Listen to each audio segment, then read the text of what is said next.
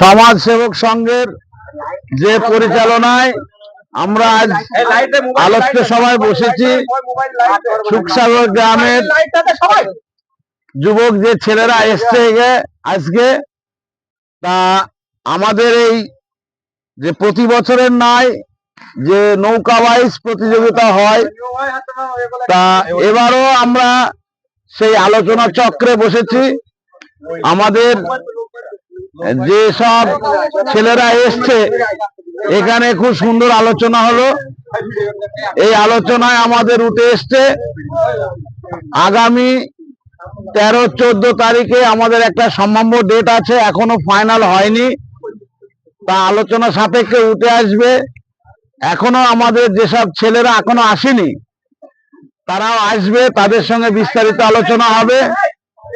তাই আপনারা এখন কোনো, আমরা এক্স্যাক্টলি এখনো ফাইনাল দিতে পারছি না, তবে এতটুকু আমরা আশা রাখছি আগামীতে 13-14 তারিখে বাইচের একটা সম্ভাব্য ডেট আপনাদের জানিয়ে রাখলাম।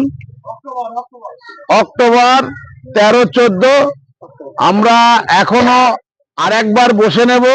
বসে নেওয়ার পর তারপরে আপনাদের হ্যান্ডবিল আকারে সব জানিয়ে দেওয়া হবে।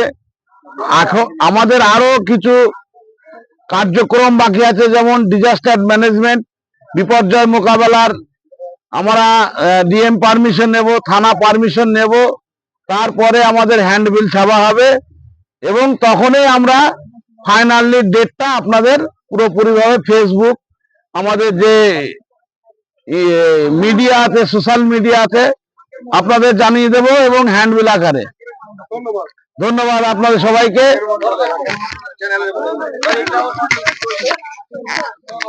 ইকরামুল, তুমি কিছু বলো এই বাসের ব্যাপারে। না না, বসি বলুক, সব দেখতে পাইছি তো। হ্যাঁ ঠিক আছে, বল বসি বল। আমাদের আগামী দিনে কর্মসূচি বাঁচের সমাজ সেবক সংঘের পরিচালনায় যে আমরা নৌকা বাস প্রতি বছর করে থাকি, এবছরও সম্ভবত আমাদের একটা ডেট দিয়েছে। সেই ডেটটা হচ্ছে অক্টোবরের 13-14 তারিখ। সেই 13-14 তারিখে আমরা সম্ভবত করতে পারি, সেরকম একটা আমাদের আভাস আছে। সেই কারণেই আমরা এখানে মিটিংয়ে এসছি, একত্রিত হয়েছি। সুখসাগরের যে সমাজসেবক সংঘের পরিচালনায় যে সমস্ত ছেলেরা এখানে একত্রিত হয়েছে, তাদের অনুমতিতে আমরা আগে যেতে পারি। আমাদের ডিরেক্টরেট ম্যানেজমেন্ট এবং ডিএম পারমিশন এবং থানা পারমিশন এগুলো আছে আমাদের।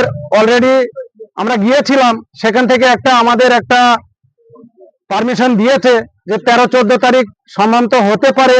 সেই হিসেবে আমরা এগিয়ে যাচ্ছি, সকলেই আমরা আছি। আমাদের যে সদস্যরা আছে, সদস্যরা সবাই আমাদের সাপোর্ট করছে। সেই সাপোর্ট অনুযায়ী আমরা এগিয়ে যাচ্ছি।